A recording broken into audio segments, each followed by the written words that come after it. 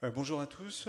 La salle se remplit doucement, mais je vous propose qu'on démarre pour ne pas prendre trop de retard, parce que c'est une session qui doit durer jusqu'à 18 heures, et certains d'entre vous ont peut-être des trains pour le retour. Donc une session sur l'asphyxie périnatale à terme. Il y a une partie des orateurs, dont moi, qui ont changé, donc vous verrez l'impact que ça peut avoir sur les messages qu'on passe. Donc asphyxie périnatale à terme, prévention pendant le travail et prise en charge de l'enfant. La première partie, c'est plus sur la prévention pendant le travail. Et on va commencer tout de suite avec Gilles Cayem, qu'on ne présente plus, qui est obstétricien à Trousseau, et qui va nous présenter le cadre général, fréquence, contexte et morbidité associée. Merci Gilles.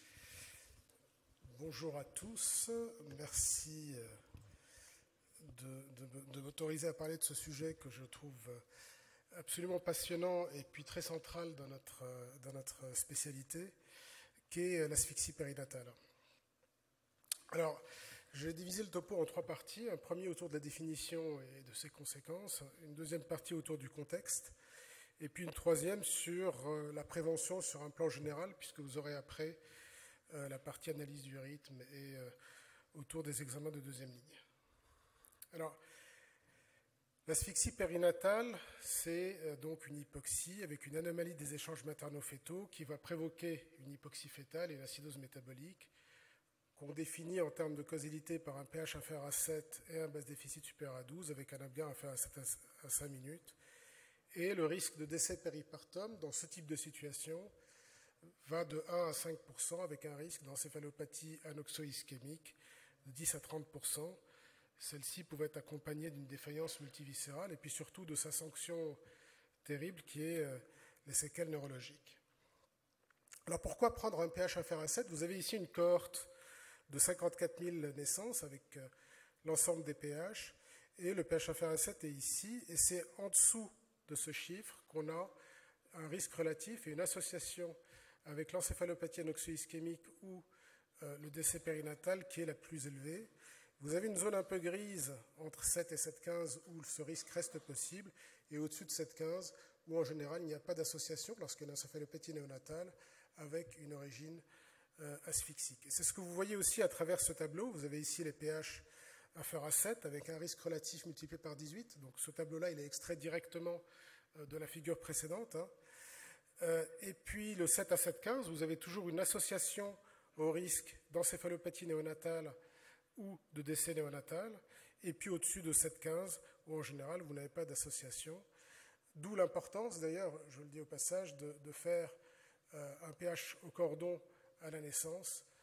C'est toujours très très utile après lorsqu'il y a une encéphalopathie néonatale ou à plus long terme des problèmes. Alors en dessous de 7, il n'empêche qu'en dessous de 7, la profondeur de l'acidose a aussi un impact sur le risque de séquelles neurologiques et sur le risque d'encéphalopathie anoxo-ischémique. Lorsque vous avez ici trois colonnes sur une cohorte de plus de 500 enfants, 6,9, 6,99 à la naissance, 6,80, 6,89 et inférieur à 6,8. Vous voyez qu'entre 6,9 et 6,99, le risque d'encéphalopathie anoxo-ischémique va être de 5%, alors qu'en dessous de 6,8, il va être de 66%.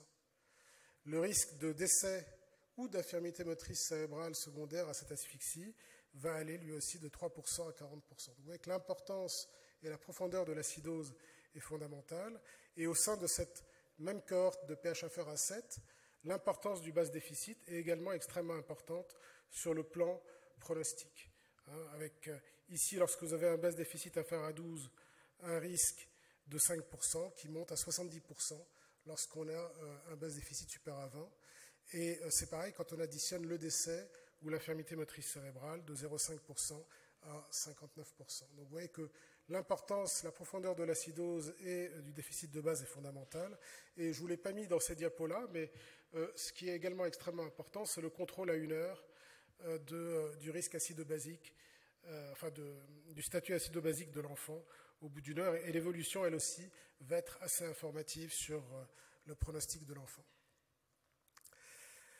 Alors, si on revient au travail lui-même, vous avez ici en gros le pourcentage de RCF anormaux qu'on a au cours de la grossesse. Ça, c'est une diapositive que j'avais volée au docteur Maisonneuve, qui elle-même, je crois, l'avait volée au professeur Carbone. Donc 5 à 15%. Le taux d'asphyxie perpartum va être de 2 à 5 pour 1000, presque toujours avec des anomalies du rythme cardiaque fœtal. L'encéphalopathie néonatale va être en gros dans 50% des cas attribuables à une asphyxie pendant le travail. Et les infirmités motrices cérébrales, vous voyez, vont être dans 20 à 30% des cas attribuables à une asphyxie perpartum. Tout cela, c'est pour vous situer un petit peu les différentes pathologies entre elles. Et ça veut dire donc qu'une asphyxie peut être responsable d'une encéphalopathie anoxio-ischémique ou d'une infirmité motrice cérébrale, mais à l'inverse, l'encéphalopathie néonatale ou l'IMC n'implique pas une asphyxie pendant le travail. Celle-ci peut être liée à des facteurs génétiques ou constitutionnels, à une asphyxie pendant le travail, puis à une asphyxie complication anténatale, avant le travail, ou postnatale. Donc vous voyez que tout est possible, et c'est quelque chose qu'on doit garder à l'esprit devant en particulier des séquelles neurologiques ultérieures. C'est pour cette raison qu'un groupe américain d'experts qui s'était réuni pour essayer de statuer sur le lien de causalité qu'il pouvait y avoir entre une infirmité motrice cérébrale et une asphyxie pendant le travail avait donné ces 4 critères qui étaient l'évidence d'une... Et c'est une nomenclature, pas une nomenclature, mais en tout cas ce sont des critères qui sont très utilisés dans le contexte de l'expertise médicale. Et donc il y avait ces 4 critères-là qui sont l'évidence d'une acidose métabolique avec un pH inférieur à 7 ou un base déficit inférieur à 12, d'une encéphalopathie néonatale à la naissance, d'une quadriplégie spastique ou dyskinétique, et puis à l'exclusion d'autres pathologies qui pouvaient être à l'origine de ce type de tableau neurologique. Donc ça, c'était pour essayer d'affirmer un lien de causalité. Et ce qui était intéressant, parce que là aussi c'est parfois utilisé dans le contexte d'expertise, c'est de dire que lorsque le pH était inférieur à 7 et le base déficit supérieur à 12, eh bien, ça a augmenté le lien causal entre l'encéphalopathie néonatale ou l'infirmité motrice cérébrale qu'on observait et l'asphyxie antépartum. Mais le fait d'avoir des degrés d'acidose plus faibles n'éliminait pas complètement le diagnostic. Et vous avez sur la première figure que je vous avais montrée avec les pH un petit peu quelles sont l'importance des associations. Alors, quel contexte? Ce n'est pas très facile de trouver un contexte général en population. On peut avoir des données, des séries courtes au niveau de centres, etc. Mais en population, ce n'est pas très évident. Il y a cette série japonaise qui était une cohorte nationale, c'est pour ça qu'elle était intéressante, qui n'avait pas pris les encéphalopathies anoxio-ischémiques, mais les infirmités motrices cérébrales. Et ce qu'ils avaient montré, c'est que le RCF était considéré comme anormal dans 30% des cas sur ces populations-là. Et que lorsqu'on regardait les causes, qui étaient des causes éventuellement obstétricales, eh bien, on avait l'HRP en grande place, des anomalies ombilicales type cordonale ou autre, rupture utérine, enfin, vous voyez, toutes ces causes obstétricales, et puis des complications postnatales. Ça, c'est pour le contexte donc de survenue de ces asphyxies ou encéphalopathies. Une autre étude en population qu'on peut utiliser pour éventuellement discuter du contexte de survenue, c'est l'étude HBB Count, que tout le monde peut trouver en ligne, avec des rapports maintenant qui sont tous les quelques années par le Royal College, et qui vont donner une cartographie de ce qui se passe au Royaume-Uni en population en termes de décès néonatal ou d'encéphalopathie anoxio-ischémique sévère. Alors, malheureusement, quand on regarde ce type de rapports, autant ils sont très très bons, et vous le verrez un peu plus loin, pour parler de l'optimalité de la prise en charge, autant pour ce qui est du lien causal, on n'a rien de très très clair. Et ce qu'on a, c'est uniquement sur les décès ou encéphalopathes considérés comme inévitables, avec des données qui sont très parcellaires et qui ne nous permettent pas de bien comprendre ce qui s'est passé. On a soit des anomalies du rythme cardiaque fœtal, des événements aigus, toujours la rupture utérine et l'HRP, etc., mais c'est moins bien formalisé. Et en fait, finalement, ce qui est le plus intéressant, je trouve, c'est ce qui a été fait et ce qui a été conduit par le professeur de Billon en France, l'étude Lito-Népal, qui est une étude nationale en population, qui inclut toutes les encéphalopathies anoxio-ischémiques pendant un an, qui a montré que c'était une prévalence d'environ 0,87 pour 1000, et qui nous a permis de regarder quelles étaient les causes obstétricales en France. Et ça, c'est quand même extrêmement intéressant. Et ce qui est absolument fascinant, c'est de se rendre compte que finalement, dans 42%, on avait 792 cas, vous voyez, c'est que dans 42% des cas, on avait des anomalies du IRCF sans autre cause détectée. Non identifiées ou autres, ça veut dire qu'on ne sait pas très bien ce qui s'est passé, peut-être des anomalies du rythme non identifiées, tout bêtement, dans 28% des cas. Des causes obstétricales dans 25% des cas, c'est-à-dire dystocie des épaules, rétention de tête dernière, HRP, rupture utérine, Benkiser, hémorragie fœto-maternelle, chorioamniotite placenta prévia, et puis des contextes maternels aigus, avec donc une décompensation maternelle et des conséquences fétales, que sont l'embolie amniotique, l'état de choc maternel ou la pathologie maternelle sévère. Donc ça, c'est pour le contexte français de survenue des encéphalopathies anoxo-ischémiques. Alors, quelle prévention pour essayer de limiter ces risques? C'est une problématique extrêmement complexe que je ne vais pas du tout aborder totalement là. Il y aura un DU entier probablement à faire sur le sujet. Ce qu'on constate quand même ici, c'est qu'on a d'une part des causes obstétricales identifiables qui sont des complications d'une prise en charge obstétricale. Et ce qui va entrer en jeu en termes de définition de l'optimalité de la prise en charge, ça va être par exemple le respect des bonnes pratiques cliniques tout le long de la chaîne qui a conduit à l'accouchement. Par exemple, dans le contexte de la rupture utérine, est-ce que le travail a été bien conduit? Est-ce qu'on avait bien posé l'indication de voix basse, etc. etc. C'est pareil pour les dystosies des épaules, la rétention de tête dernière, etc. Là-dedans, ce qui va rentrer en compte, donc, c'est le respect des bonnes pratiques, l'organisation des soins, le travail en équipe. Et puis vous avez tout ce gros contingent que vous avez vu, d'environ 70%, qui va comprendre des causes en lien de cette asphyxie avec des anomalies pendant le travail ou qui n'ont pas été identifiées, qui sont finalement un énorme contingent et dont va dépendre en grande partie la détection de l'asphyxie pendant le travail. Alors bien sûr, il y a tout le reste qui rentre toujours en jeu, mais là c'est plus particulier et c'est pour ça qu'on tombe très souvent finalement lorsqu'on fait des RMM, par exemple, sur on va reprendre avec l'équipe comment est-ce qu'on revoit un rythme cardiaque fœtal, etc., etc. Et donc, c'est tout ce qui est interprétation du RCF et technique de deuxième ligne que vous aurez en deuxième partie tout à l'heure. Alors, ce qui est intéressant, c'est de revenir à Each Baby Count. Pourquoi? Parce qu'ils ont pris de manière détaillée quelle était l'optimalité de la prise en charge. Et ils sont capables de faire ce que nous, pour l'instant, on n'est pas encore capable de faire, c'est de dire qu'il y a eu 1145 enfants en 2018 qui sont soit décédés, soit avec une encéphalopathie néonatale, donc 11% décédés pendant le travail, 14% en période néonatale, et puis 75% avec des séquelles sévères. Et surtout, ils sont capables de dire que 74% des cas, s'ils avaient bénéficié d'une prise en charge différente, auraient pu avoir un outcome différent, en diminuant le risque. Et puis, dans 39% des cas, si la prise en charge néonatale avait été différente, ça aurait pu être différent également. Et ça, c'est extrêmement important et intéressant, parce que c'est ce qui nous permet à nous, après, de tenter d'adapter nos pratiques et de nous améliorer. Et ce qui est intéressant, c'est d'aller voir exactement ce qu'ils regardent, parce que ça, on ne le fait pas de manière systématique. Donc, et vous voyez les différents chapitres ici. Il y a la reconnaissance du risque. Est-ce qu'on a su juger correctement du risque de survenue de l'événement pathologique? Est-ce qu'il y avait des problèmes de formation au niveau de l'équipe? Est-ce qu'il y a eu des facteurs individuels? Ça, je ne sais pas comment ils font, parce que je trouve que c'est extrêmement compliqué à juger. C'est-à-dire que est-ce qu'on était au courant de la situation pathologique? Est-ce qu'il y avait une organisation d'équipe qui était correcte? Est-ce qu'il y avait du stress, de la fatigue, etc. Est-ce que c'est au niveau du rythme qu'il y a eu des problèmes? Et puis, voilà, vous voyez, vous avez les autres thèmes ici, les problèmes de communication, les problèmes d'organisation de l'accouchement, d'organisation du travail. Et puis aussi, et ça c'est quelque chose sur lequel il faut aussi s'orienter, c'est est-ce qu'il y a des problèmes au niveau du patient? Et les problèmes du patient, ça peut être l'accès aux soins, ça peut être la barrière de la langue ou d'autres problèmes. Et ce qui est fascinant, c'est qu'ils arrivent finalement à la conclusion que lorsqu'on regarde l'ensemble de ces facteurs d'optimalité, eh bien finalement, il y a 5 compartiments dans lesquels on revient presque systématiquement et qui vont constituer 90% des problèmes. C'est les problèmes au niveau du rythme ou des prélèvements de deuxième ligne, de la reconnaissance du risque, des communications au niveau des équipes, des facteurs humains individuels et les problèmes de formation.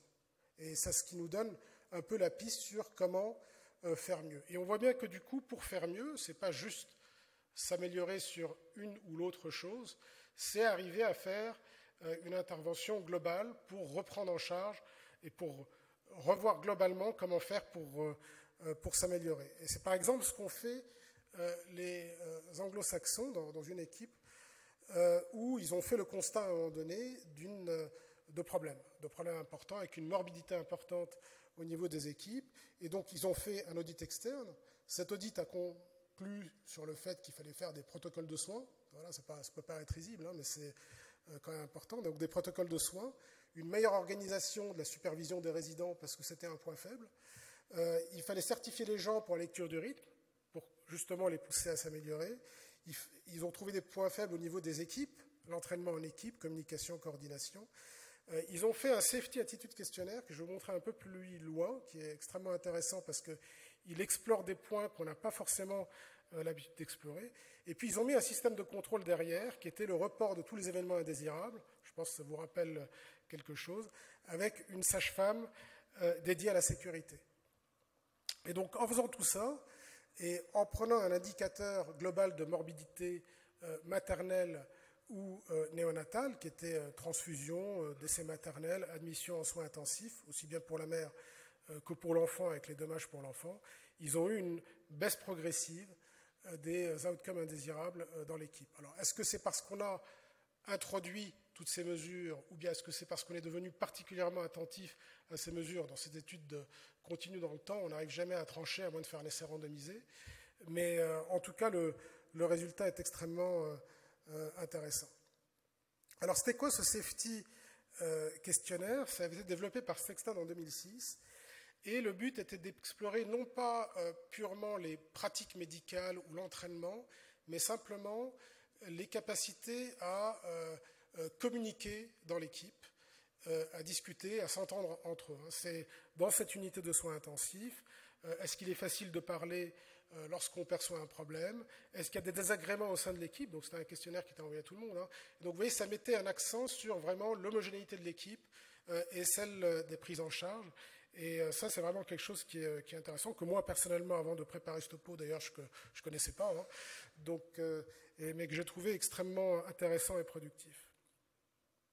Alors, si on veut transposer au contexte français, hein, d'une manière extrêmement banale, ça met du coup l'accent sur, dans la plupart des maternités, sur le staff du matin, qui va réunir les obstétriciens, les sages-femmes, les pédiatres, les anesthésistes, qui va permettre de discuter des dossiers, dans la discussion collégiale, d'élaborer des protocoles de service, ça met l'accent sur l'entraînement collectif des équipes et sur la formation à la lecture du rythme cardiaque fœtal. Et puis ça met l'accent sur autre chose, qui est sur l'organisation du service, avec une organisation en harmonie avec les équipes, ça c'est extrêmement important, et puis aussi sur l'environnement hospitalier finalement, est-ce qu'il est favorable ou défavorable? Voilà, je pense que ça fait appel à des choses qui nous parlent à tous.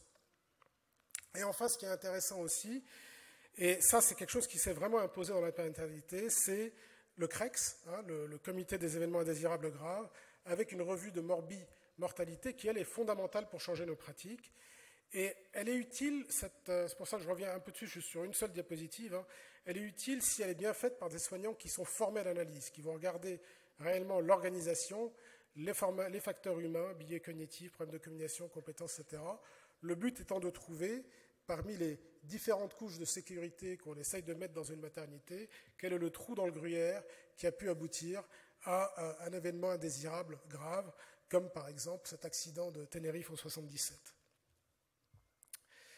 Voilà, pour finir, donc l'asphyxie par le travail est à l'origine d'environ 30% des cas d'infirmité motrice cérébrale, avec des causes qui sont soit en lien avec une complication obstétricale ou maternelle, soit avec une hypoxie pendant le travail et l'accouchement, avec une optimalité qui n'est pas encore très bonne, puisqu'elle est jugée optimale dans 30 à 50% des cas, mais j'insiste sur ce point quand même de manière rétrospective, c'est toujours compliqué d'évaluer rétrospectivement les choses, et la prévention d'atteinte globale par des mesures complémentaires au niveau de l'équipe et des individus avec une évaluation permanente, en particulier, par exemple, à travers des revues de morbimortalité.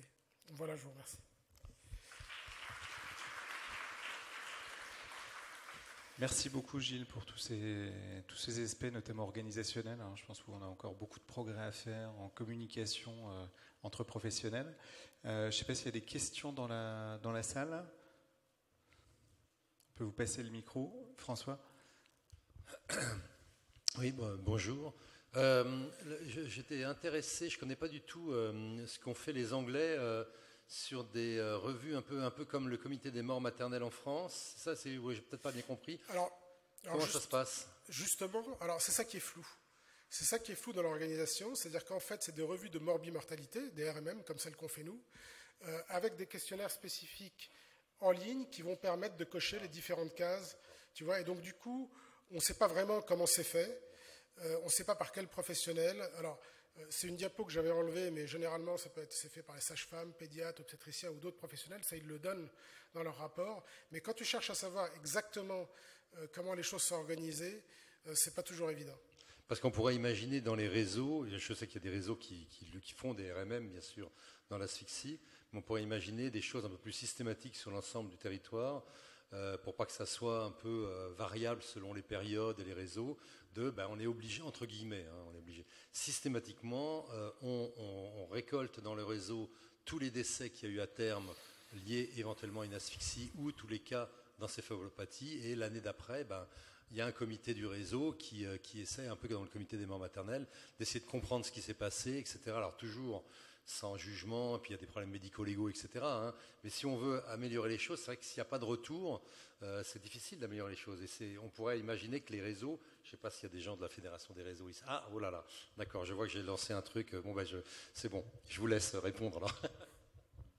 Bruno.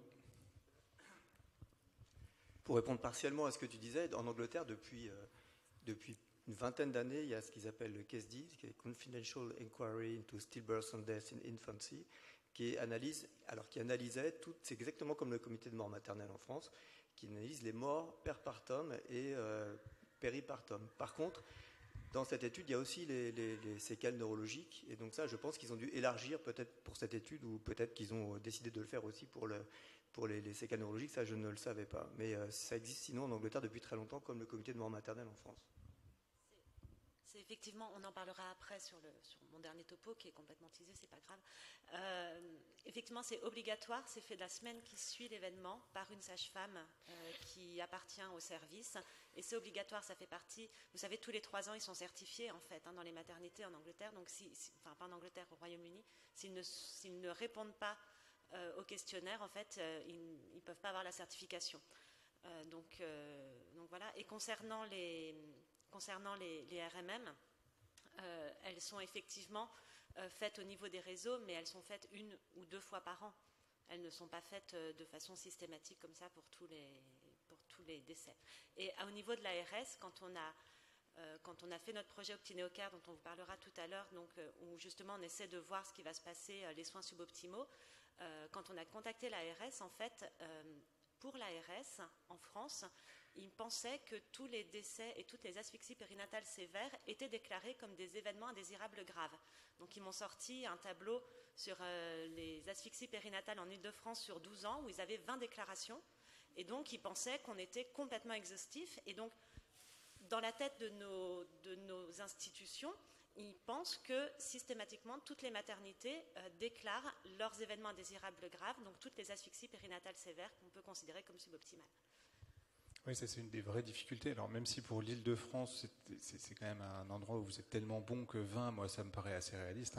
Mais je pense pas qu'il y en ait eu beaucoup de loupés quand même. Mais non, enfin, c'est des chiffres qui sont hallucinants. On a la même chose. Il y a des membres du réseau périnatal lorrain et de Grand Est qui sont présents. Il y a un observatoire qui vient d'être lancé sur le Grand Est. Et on a les mêmes difficultés en fait liées à cette absence d'obligation, parce que l'obligation c'est pas toujours quelque chose à vivre négativement. Cette absence d'obligation à déclarer les cas, peut-être aussi des difficultés de définition claire pour toutes les équipes de quel cas ils devraient déclarer. Enfin, on a une grosse marge de progression là-dessus. Est-ce qu'il y a d'autres questions pour Gilles? Oui. Oui, bonjour, moi j'aurais une question. Est-ce que vous avez une idée de l'évolution du chiffre de 30% depuis l'utilisation de la mise en hypothermie qui s'est largement généralisée? Est-ce que c'est un chiffre qui a tendance à s'améliorer ou on n'a pas de données en fait? Ça, j'aurais plus envie de laisser les pédiatres répondre. Il y en a un dans la salle qui connaît particulièrement bien, que de prendre le risque de vous donner une réponse claire. Ah, Thierry. Excusez-moi, vous pouvez reprendre. Est-ce que le chiffre de 30% d'infirmité motrice cérébrale conséquent sur la sphéopathie néonatale est toujours ce chiffre-là ou est-ce que ça a évolué?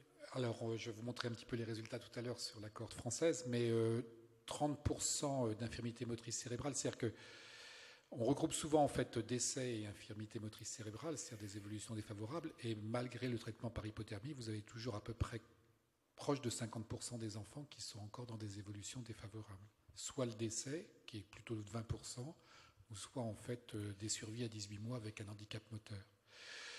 On le reprendra tout à l'heure. Monsieur.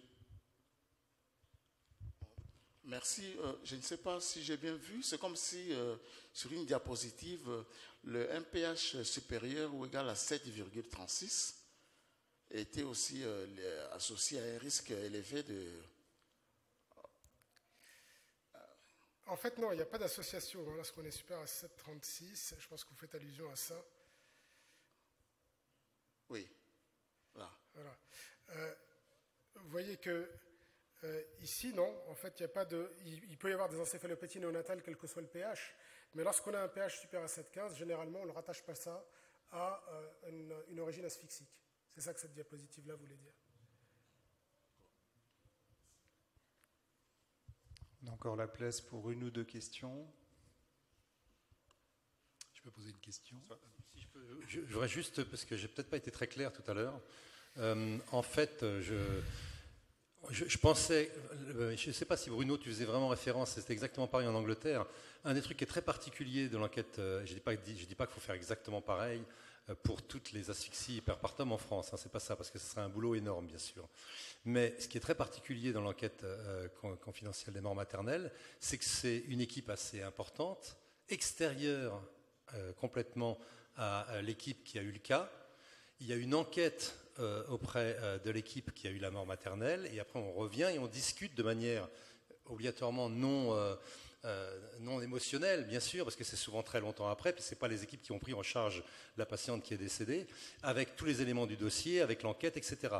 Et on voit bien que cette manière de faire, qui est très lourde, hein, bien entendu, et qui demande des moyens, qui demande du temps, on comprend tout de suite que ça va être probablement plus efficace quand même que l'ARMM faite par les mêmes équipes. Je n'ai pas dit que ce n'était pas bien l'ARMM, hein, c'est fondamental bien sûr, mais on voit bien que ce regard extérieur avec un retour, voilà. Et donc je ne suis pas certain qu'en Angleterre, c'est que si c'est juste, on leur envoie des cas, on leur demande comment ça s'est passé, et comme ça on peut récolter les données. Je ne sais pas s'il y a une évaluation qualitative du dossier telle qu'elle est faite dans les morts maternelles. Alors pour le CSD, oui, donc Confidential Inquiry, mais c'était Stillbirth and Death, c'est les morts perpartum et les morts néonatales. C'est pas les infirmités ou les paralysies cérébrales.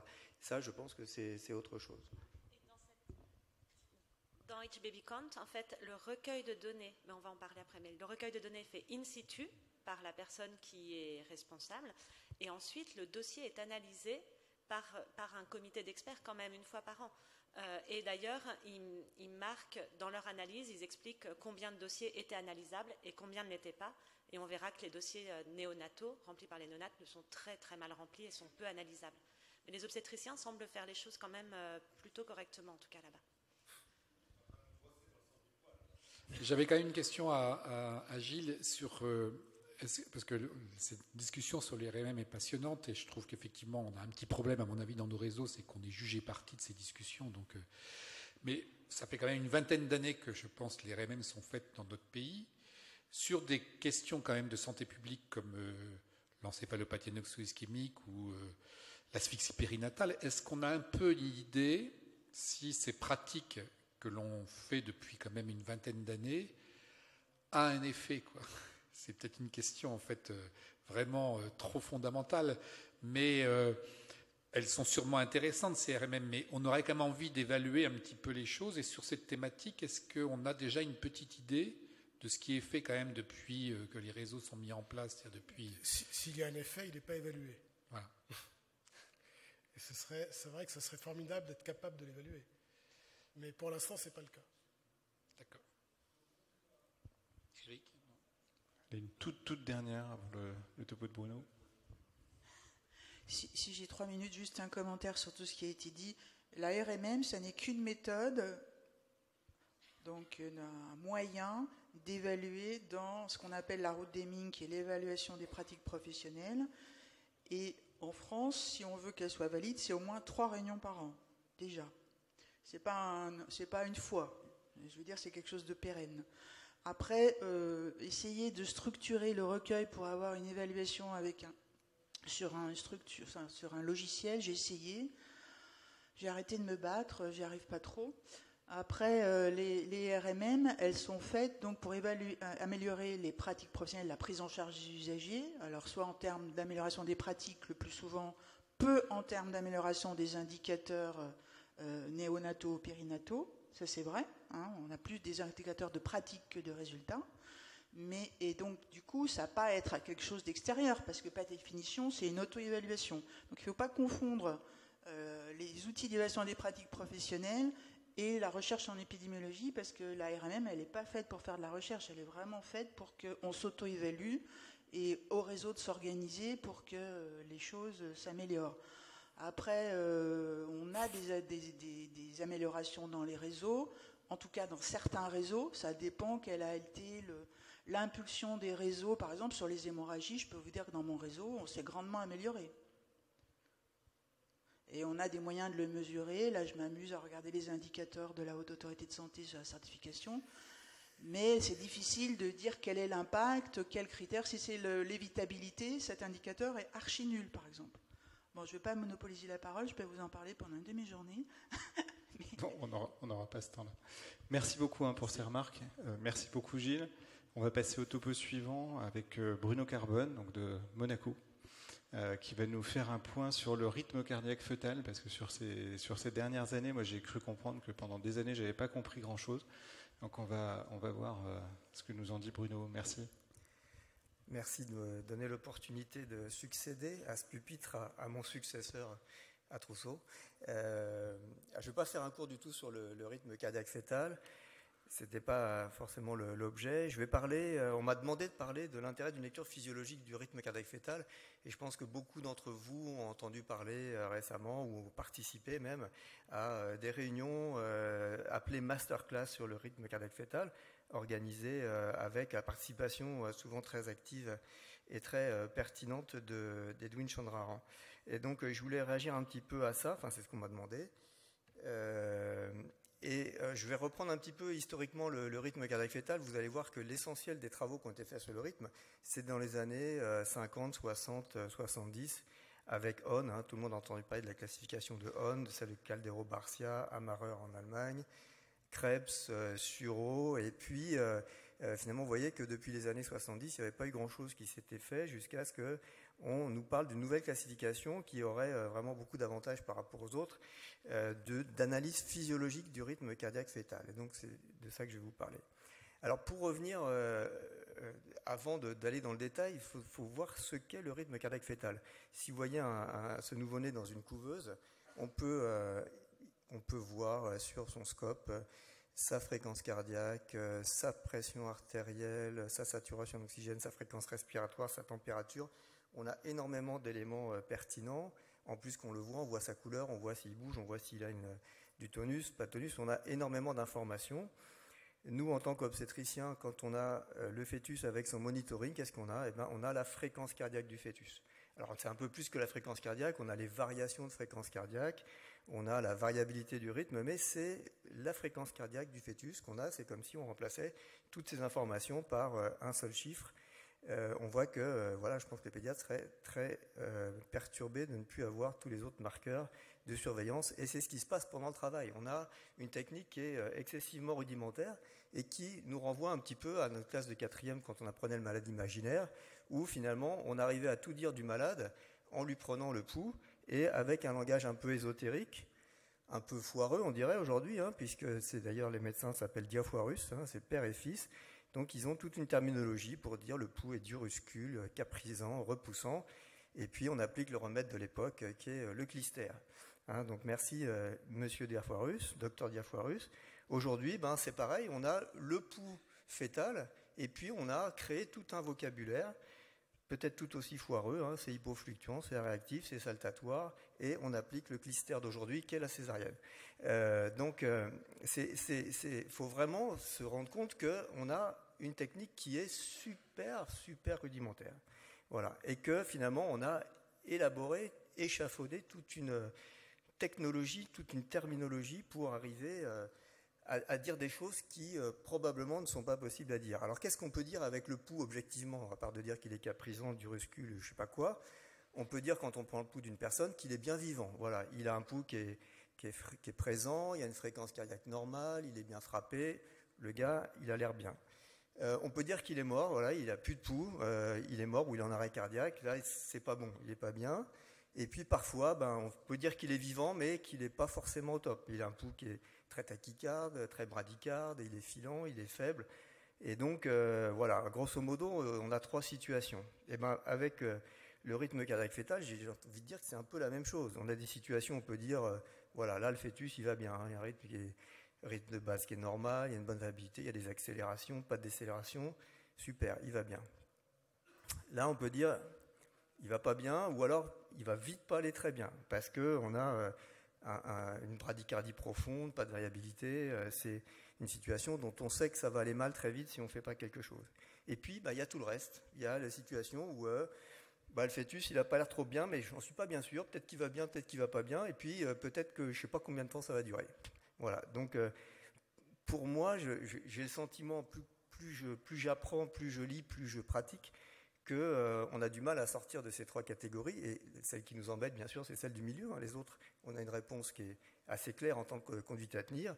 Dans les autres, finalement, on a quand même assez souvent du doute, et c'est pour ça que, finalement, beaucoup de classifications du RCF sont classées en 3 catégories. Il y a la catégorie C normale, c'est très pathologique, et puis dans l'intermédiaire, finalement, c'est ça qui nous embête le plus, c'est suspect, et suspect, c'est-à-dire qu'on ne sait pas. Ça peut être bien, mais ça peut ne pas être bien. Finalement, on ne sait pas trop. Et puis, on ne sait pas combien de temps.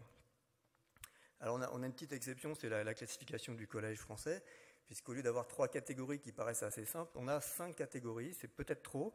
C'est peut-être un peu trop demandé de computériser dans sa tête toutes ces informations quand on est en salle de naissance, où finalement, on a souvent des décisions un petit peu instantanées à prendre, et on va avoir du mal à faire cette analyse comme ça, aussi détaillée, et finalement aussi répétée, parce qu'un rythme cardiaque fœtal, ça ne reste pas toujours pareil. Vous voyez, si vous regardez la classification des Américains, elle est aussi en 3 catégories. Alors, elles ont toutes leurs différences, elles ne sont pas toutes exactement pareilles, mais la classification britannique du NICE, elle est également à 3 catégories. Alors, on peut se dire finalement 3 catégories, est-ce que c'est bien, est-ce que c'est la norme? Il y a quelques études qui ont essayé de comparer justement ces 3 classifications du NICE, de la FIGO et de l'American College. Et elle voit quoi? Que finalement, donc ça, c'est des analyses faites par des experts. C'est-à-dire, les gens, c'est pas comme vous et moi. C'est des gens qui sont au top de l'analyse du rythme. C'est des barons, quoi, du rythme cardiaque fœtal. Et qu'est-ce qu'on voit? C'est que avec ces 3 classifications, il y a une assez bonne concordance pour le rythme de base. Le rythme de base, c'est pas le truc de base. C'est assez bon la concordance, pas plus que ça. C'est assez moyen pour dire qu'il y a une bonne variabilité. C'est assez médiocre pour dire qu'il y a une bradycardie. Et que la FIGO serait un peu mieux pour la concordance entre opérateurs, le collège américain un peu mieux pour les tracés de catégorie 2, et puis, etc. Je vous passe ces détails, finalement. On peut dire qu'il y a un match nul, mais au mauvais sens du terme nul, en fait. C'est-à-dire que tout est assez mauvais en termes d'analyse du rythme. Et puis, voilà, enfin, on voit arriver la nouvelle classification. Enfin, voilà, quasiment... on s'est planté jusque-là, voilà, on ne savait pas faire. Et en fait, on a un peu l'impression de revivre ce qui s'est passé il y a 40 ans, où en fait, Edwin Chandraran, qui est un type qui a une connaissance phénoménale de la physiologie fœtale et du rythme cardiaque fœtal, il nous explique. Alors moi, j'ai participé au masterclass parce que j'étais quand même assez intéressé par la question, et j'ai appris des choses en termes de physiologie fœtale, c'est clair. Il dit, voilà, le clinicien, il doit comprendre ce qui se passe sur le fœtus quand on analyse le rythme. Et il ne doit pas bêtement appliquer les guidelines pour la mise en place, et que cette approche basée sur la physiologie devrait permettre d'éviter les interventions inutiles et puis d'améliorer les états néonatals. Donc ça, c'est un petit peu gratuit comme affirmation, parce qu'il n'a pas fait d'études pour démontrer que son approche physiologique elle permettait ça. C'est sa supputation à lui. Et en fait, il nous explique, voilà, vous n'avez pas les bases, les mecs, il faut apprendre la physiologie. Je suis d'accord avec lui, il faut apprendre la physiologie. Et par contre, je n'irai pas jusqu'à dire ça va réduire les interventions et ça va améliorer l'état néonatal. Parce que finalement, qu'est-ce qui nous explique c'est très pédagogique, c'est très intéressant, mais voilà, il nous explique que quand il y a une alternance d'une bonne variabilité, des accélérations, et puis des périodes de moins de variabilité, c'est que tout va bien. Quand il y a une augmentation de rythme de base, c'est que le fœtus s'adapte, il réagit à une situation de stress. Quand il y a des décélérations qui sont brutales, c'est qu'il y a une activation des barorécepteurs, une compression du cordon. Quand c'est des décélérations lentes, il y a une activation des chémorécepteurs. Je ne vais pas tout détailler parce que, bien sûr, il fait ça très très bien. Donc, voilà, une fois que vous l'avez écouté, vous avez peut-être les bases, mais après, qu'est-ce que ça va changer en termes d'interprétation de ce qu'on voit, de cette physiologie, et puis de conduite à tenir? Parce que la phase descriptive, en fait, toute cette physiologie, elle n'était pas forcément bien connue, mais elle existait, on savait tout ça déjà. Hein. On sait que, par exemple, il y a des ralentissements qui sont liés à la pression sur la tête fœtale par activation du système vagal, qu'il y a des ralentissements qui sont liés à la compression du cordon. Je passe les détails parce que vous connaissez ça, je pense, pour la plupart. La stimulation du système nerveux parasympathique, ça provoque des ralentissements qu'on appelle précoces. Ça, c'est uniquement vagal. Il n'y a pas de conséquences de type hypoxie ou asphyxie. La compression du cordon, eh bien, d'abord, il y a une compression de la veine qui est plus compressible. Ça retentit sur la pression artérielle, sur le retour veineux au fœtus, il y a une accélération. Quand tout est comprimé, il y a un ralentissement. Après, ça réaccélère. Je passe les détails, c'est ce qu'on appelle les décélérations variables typiques. C'est très caractéristique d'une compression du cordon. Quand c'est bref, pas très profond, il n'y a généralement pas de conséquences en termes de risque d'hypoxie, d'asphyxie fœtale. Et puis, il y a les situations où, à chaque fois qu'il y a une contraction, il y a un moment où la pression à l'intérieur de la chambre intervilleuse dépasse la pression hydrostatique, qui est d'ordre de 40 mm de mercure. Et bien, quand on dépasse cette pression hydrostatique, il y a une stase dans la chambre intervilleuse, un arrêt des échanges. Et là, tout dépend de la réserve fœtale, de la capacité d'adaptation. Il peut n'y avoir aucune conséquence. Et puis, quelquefois, il va y avoir des retentissements en termes de ralentissement. Ça peut être associé à une compression du cordon. Et c'est ce qu'on appelle les décélérations variables. Et là, les conséquences pour le fœtus, elles vont dépendre de la durée, de la profondeur des contractions, de la capacité de réponse et d'adaptation du fœtus. Donc, il y a plein de paramètres dont certains seulement sont connus du clinicien. Et puis il y a les ralentissements qu'on appelle tardifs, c'est des situations d'insuffisance placentaire qu'on voit dans les pathologies vasculaires placentaires. Donc je passe les détails. La physiologie, c'est important de comprendre les mécanismes qui sont sous-jacents aux anomalies qu'on voit sur le rythme cardiaque fœtal. Mais une fois qu'on a fait cette phase descriptive, analytique, plutôt descriptif, il faut analyser et se dire, voilà, est-ce que finalement la situation, elle est rassurante, elle est inquiétante, et qu'est-ce que je vais prendre comme décision? Et en fait, ça passe par le fait de savoir quel est le degré de risque d'asphyxie du fœtus devant telle ou telle anomalie. Et c'est là que voilà, moi je suis, jusque-là c'était très bien, mais là je suis complètement déçu par l'analyse qu'en fait Chandraran. Lui, il voit trois types d'hypoxie, en fait. Hein. Il y a l'hypoxie aiguë, l'hypoxie progressive et l'hypoxie subaiguë. Alors, l'hypoxie progressive, c'est ABCDE. C'est un peu abracadabra. C'est-à-dire que voilà, vous avez les accélérations qui disparaissent, puis le rythme de base qui augmente. Ça, c'est un stress compensé. Puis il y a une décompensation, perte du rythme de base, perte de la variabilité, une ligne de base qui va devenir instable ou saltatoire. Et puis la partie qu'il appelle end stage, c'est la séquence de Hone. C'est un truc qui était décrit dans les années 70 déjà, ou les années 60. Donc ça, c'est une situation où progressivement on va voir s'installer une hypoxie, une asphyxie fœtale.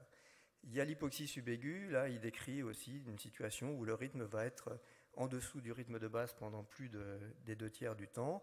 Et puis l'hypoxie aiguë, où on a une bradycardie importante et sévère.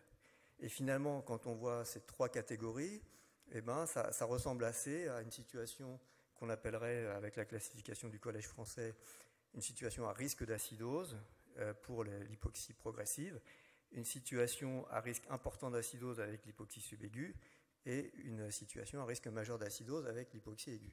Donc finalement, qu'est-ce qu'il nous a fait? Il nous a fait une classification de cardiaque fœtal à 4 catégories. Il y a les rythmes normaux, et puis les hypoxies progressives, subaiguës, Et aigu, finalement, il n'a pas fait différent des autres. Il a refait une catégorie, une autre classification du RCS. Et pour ceux qui ont assisté à ces masterclass, vous avez pu constater qu'il bannit complètement, et il nous explique que dans son service, on ne fait plus depuis 10 ans ou je ne sais pas combien de temps, plus aucun prélèvement au scalp fœtal. Et d'ailleurs, il le tourne complètement en dérision en se mettant sur un tapis roulant et en demandant à un de ses internes de lui faire un prélèvement pour la photo au scalp. Il dit voilà, c'est le stabbing obstetrician, c'est l'obstétricien avec son couteau qui pense qu'à faire des trous dans la tête du fœtus. Et si on va un peu plus loin dans son papier, encore une fois, il n'a pas fait d'études pour montrer que ça améliorait l'état néonatal à ce stade-là. Voilà, il nous explique que quand il y a une hypoxie aiguë, on va avoir une baisse du pH de l'ordre de 0,01 unité par minute. Donc ça, voilà, on est dans les années 2000. Moi, je ne comprends pas qu'aujourd'hui on puisse donner un résultat comme ça sans intervalle de confiance, parce qu'on ne peut pas dire que tous les fœtus qui sont dans cette situation-là vont avoir une baisse du pH qui va être de 0,01 unité par minute. Donc ça expliquerait que le pH passe de 7,30 à 7,0 en 30 minutes. Donc ça, si on se fie à ça de manière ferme, bon, encore que là, l'hypoxie aiguë, c'est pas très compliqué. De toute façon, on va devoir intervenir assez rapidement. Là, ça devient un petit peu plus compliqué quand on parle d'hypoxie subaiguë parce que le pH il baisse de 0,01 unité toutes les 2 à 3 minutes. C'est-à-dire qu'il passe de 7,30 à 7 en 1 heure à 1h30. Et là, moi, voilà, je suis désolé, mais j'ai du mal à croire ça. Donc moi, je dirais que ça, c'est une simple diaphoirus. Voilà, c'est je dis que voilà, le pouls de monsieur est le pouls d'un homme qui se porte point bien. Et puis ensuite, on a l'hypoxie progressive. Et ben, le taux de baisse du pH, voilà, encore, c'est quelqu'un qui dit qu'il ne faut plus faire de pH au scalp. Et là, il nous explique que la baisse du pH, ben, ça dépend de l'intensité, de la durée de l'hypoxie, de la réserve fœtale, c'est-à-dire tous les trucs qu'on ne sait pas ce que c'est. Et donc, on va avoir une baisse du pH de 7,30 à 7,0 en un certain temps. Voilà. Et donc ça, ben moi je dis c'est une double diaphoirus. Donc ça veut dire que voilà, on n'en sait rien, on ne sait pas du tout ce qui va se passer. Et on a beau avoir une analyse physiologique du rythme cardiaque fœtal, on ne va pas être capable de dire voilà, ce fœtus, lui, il tolère, celui-là, il ne tolère pas, parce que chaque fœtus a une capacité différente d'adaptation et de faire face à l'agression hypoxique. C'est encore plus vrai sur une agression asphyxique identique, lequel va faire des séquelles neurologiques, lequel ne va pas en faire. On est bien loin de le savoir. Donc finalement, dans les situations extrêmes, c'est simple, et sinon, on n'en sait rien. On se retrouve avec 3 situations que j'ai décrites tout à l'heure. Alors comment ça se passe dans la vraie vie, l'analyse du rythme cardiaque fœtal ? Eh bien, on n'est pas tous des masters, on n'est pas tous des barons du RCF, et même si on l'était, on le voit bien dans toutes les études qui font appel à des experts pour analyser des rythmes, il y a des discordances très importantes d'analyse. Donc nous ne sommes pas des CTG masters tous, basiques. Parfois on est fatigué et stressé, simple. Nous devons analyser, prendre des décisions rapidement, simple. Les rythmes changent d'aspect en permanence. Sur les diapos, c'est parfait. On a un tracé qui a toujours un aspect, voilà, on a le temps d'analyser. Mais en réalité, ça change tout le temps, basique. On peut hésiter, on peut se tromper, basique. Eh bien, on est souvent bien content d'avoir un pH ou des lactates parce que chaque fœtus n'a pas la même capacité et n'a pas la même durée de tolérance par rapport aux mêmes anomalies. Simple. Et ça va être encore plus vrai si on se trouve tout seul à poil devant un expert qui nous explique comment ça se fait qu'on n'a rien fait. Voilà. Et puis même si on était, nous, des barons de l'obstétrique et du CTG, du RCF, eh ben, les masters, ils peuvent être fatigués aussi. Ils ne sont pas d'accord entre eux sur le RCF. Et puis, il y a aussi un truc qui est assez fondamental, c'est qu'en obstétrique, on peut être très nul, en fait, parce que les accidents, ils sont très rares. Donc, en fait, si vous avez envie d'aller prendre un café quand il y a un rythme, au lieu de faire un pH au scalp, finalement, très souvent, vous aurez eu raison de prendre un café, parce que les accidents, les asphyxies, c'est moins de 1 sur... beaucoup moins de 1 sur 100. Tu nous as dit tout à l'heure, je crois, de l'ordre de 3 sur 1000. Donc, finalement...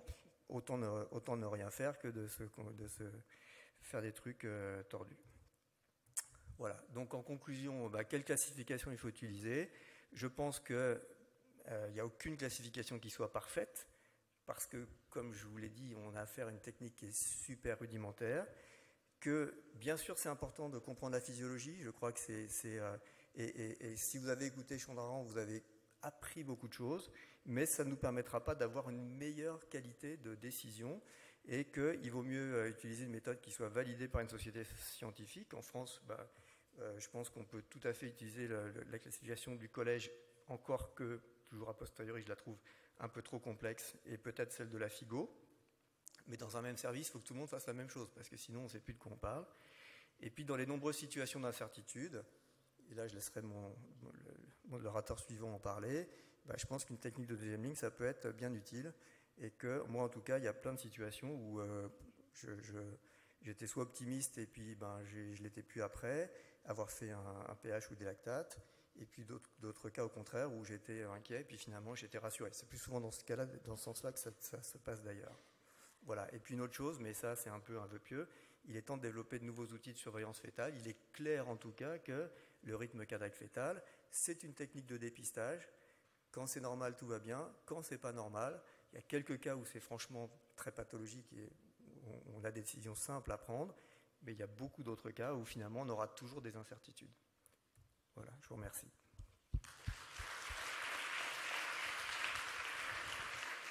Merci beaucoup Bruno. Alors dans la salle, qui a participé à des masterclass là récemment? Toi aussi. Ouais.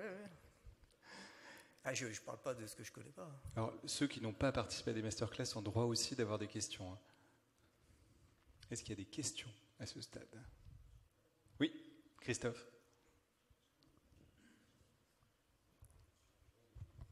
Merci Bruno pour ta présentation. C'est vrai que moi je trouve que une des difficultés du pH, nous on a beaucoup à Toulouse diminué le pH au scalp. Je fais pas mal de stands, comme tu sais, je ne suis pas opposé, comme Edwin, à sa façon d'opposer le pH au scalp.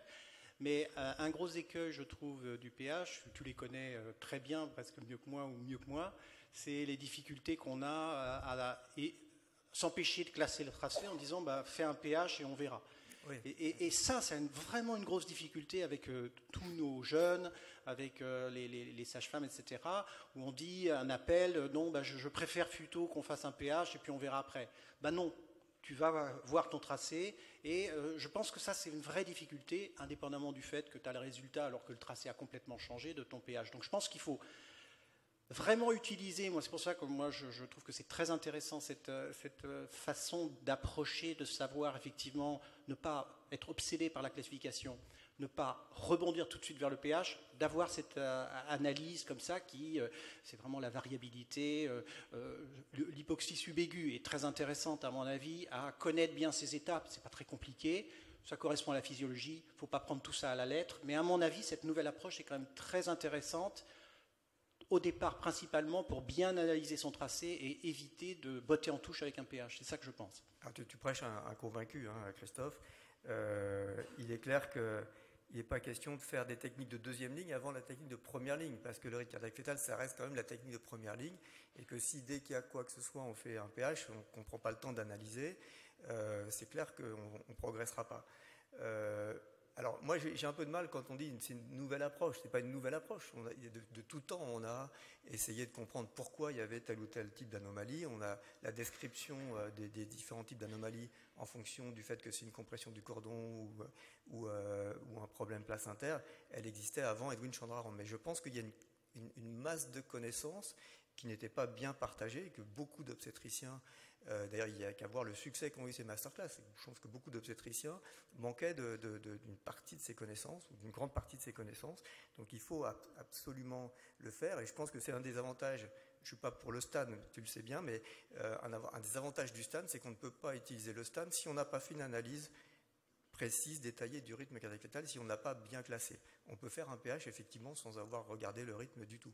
Et ça, c'est pas souhaitable. Je pense que moi, ce que m'a appris le pH, c'est justement, dans certaines situations où j'étais super inquiet du rythme, me rassurer et réanalyser a posteriori le rythme. Pour dire pourquoi est-ce que je pensais que ce rythme était très catastrophique. Le problème, c'est que très, très, très souvent, vous regardez une situation où vous aviez un pH normal ou des lactates normaux, et puis d'autres où au contraire vous avez un état néonatal qui n'était pas bon, et vous regardez les rythmes et vous dites je ne vois pas ce qu'il y a de différent entre ces deux rythmes.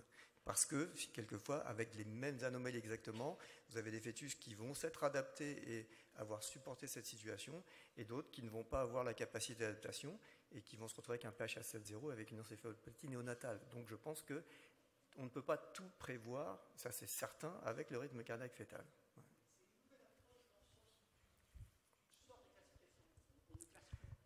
Tu ne classes plus jusqu'à ce que tu sois obligé de le faire. C'est-à-dire que tu n'es pas obligé de classer. Non, je ne classe pas. Moment. Non, je classe pas. C'est-à-dire que tu connais effectivement la bradycardie, la question, tu as tout à fait raison. Mais en fait, tu essaies de te concentrer sur ton tracé et tu oublies les classifications. Alors, il y a des référentiels, hein, je ne suis pas contre les référentiels en soi. Mais le gros écueil des référentiels ou du pH, c'est d'aller... Moi, j'ai classé, etc. Et je le vois dans les pratiques. Voilà. Mais après, c'est dans ce sens-là que c'est une nouvelle approche. C'est d'oublier la classification, c'est pas de dire c'est génial, etc. Mais ce que tu as décrit est tout à fait juste. Il ne faut pas prendre ça à la lettre. 0,01, je suis tout à fait d'accord. Voilà, à un moment, il faut prendre une décision. C'est-à-dire que, est-ce que je n'ai que le rythme cardiaque fœtal, c'est-à-dire que je fais ça, voilà, et je dois dire j'attends ou je césarise. Donc je pense qu'à un moment, il faut bien se dire, voilà, je suis dans une situation qui a quand même haut risque, donc je vais prendre cette décision.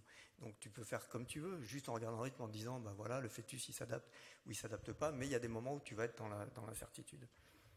On ne peut pas ne pas être dans l'incertitude avec le rythme. C'est une technique qui pousse à l'incertitude.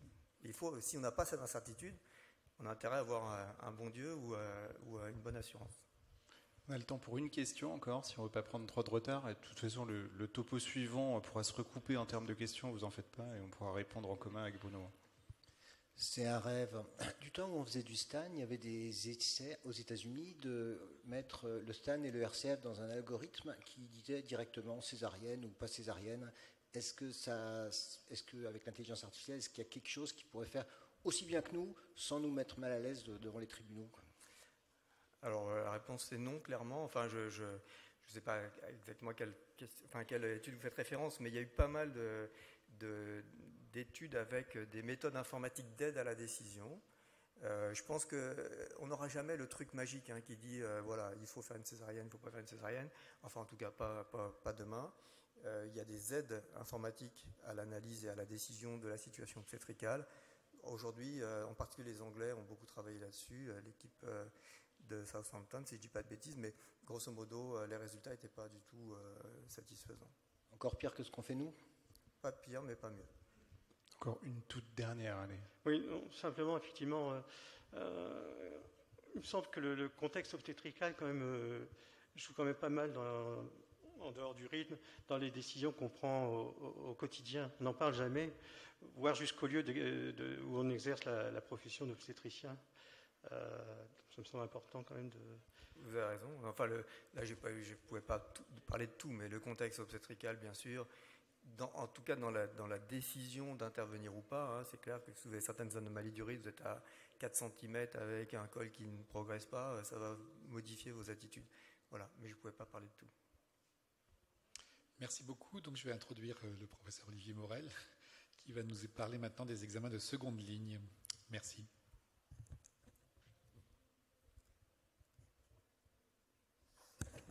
Voilà, donc rebonjour à tous, comme j'occupe le micro depuis un petit moment déjà sur la modération.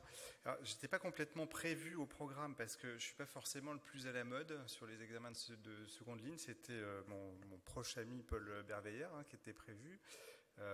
Pour ceux qui ont déjà entendu Paul, vous allez voir qu'on n'a pas forcément une opinion partagée sur ce sujet. Alors, je vous remontre à nouveau la photo d'Edwin. Moi, je trouve très beau, c'est pour ça que je mets la photo régulièrement. Edwin Chandraharan, donc Bruno en a parlé. C'est quelqu'un qui est, à mon avis, extrêmement intelligent, extrêmement brillant, très cultivé sur la physiopathologie du rythme cardiaque fœtal. Le problème, c'est qu'il a abordé le sujet, et une de ses plus vieilles publications, acceptée en 2013, mais publiée en 2014 sur le sujet, c'est qu'il l'a abordé d'emblée de façon très polémique et très remontée contre le pH au scalp notamment, un peu moins contre d'autres techniques de seconde ligne. Ça peut se discuter en off et ça pose des questions. Et en fait, il tient un discours répété, il le dit dans les masterclass. Le pH au scalp serait inutile, voire dangereux, voire serait à l'origine de nos problèmes en obstétrique, et qu'en fait, la solution en obstétrique, et la seule, ce serait de mieux réinterpréter le rythme cardiaque fœtal. Alors, j'exagère un peu, on peut mettre du stan derrière dans l'approche, mais c'est un petit peu ça. Alors, le discours anti-PSF, alors quand je dis anti-PSF, c'est pas anti-Paris Santé Femmes, hein, c'est anti-prélèvement au scalp fœtal. On est sur une charge lourde, quoi. On n'est pas dans la grande subtilité, on est dans la grande subtilité de connaissances bibliographiques, de facilité de langage anglo-saxon qui peut nous dépasser un peu, nous français, ça peut nous impressionner en tout cas. Et donc ça repose sur manque de preuves de l'intérêt du pH ou des lactates, sur le taux d'acidose métabolique à la naissance, sur le taux d'intervention versus RCF seul, des critiques théoriques de la corrélation avec l'état réel du fœtus. C'est des argumentaires très construits où ils démontent pièce par pièce tout ce qu'on a travaillé sur le pH au scalp. Critique quant à leur reproductibilité du test lui-même, on y reviendra après. Argument avancé de dangerosité du pH au scalp, et interprétation éclairée du RCF, c'est la conclusion, serait la solution à tous nos problèmes en obstétrique. On va refaire quand même un petit peu le point là-dessus. Le rythme cardiaque fœtal seul est-il suffisant? Alors, peut-être que certains d'entre vous ont connu ces machines. Moi, il y en avait encore quelques-unes qui traînaient en salle de naissance quand j'étais externe, pas au-delà.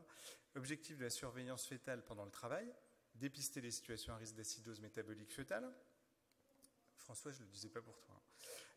Prévenir la survenue d'encéphalopathie, paralysie cérébrale. Le problème, c'est qu'on a eu une généralisation rapide de l'enregistrement du RCF dans les années 70, malgré une absence d'approche compréhensive de la physiopathologie du RCF à l'époque. Vous allez le voir, je ne suis pas sûr que la physiopathologie du RCF aujourd'hui soit complètement maîtrisée, et une absence d'évaluation de l'impact en pratique courante. Donc on répondait à tous les items préalables à la mise en place d'une politique de dépistage bien conduite. Une Cochrane de 2017 sur le rythme cardiaque fœtal en continu versus auscultation intermittente. Et alors là, c'est pas glorieux. Pas de différence pour les paralysies cérébrales, les encéphalopathies ischémiques, les acidoses, les scores d'Apgar, la mortalité. Et finalement, la seule différence qui est observée sur ces données, donc c'est RCF continu versus auscultation discontinue. Là, je ne suis pas en train de parler du méchant pH.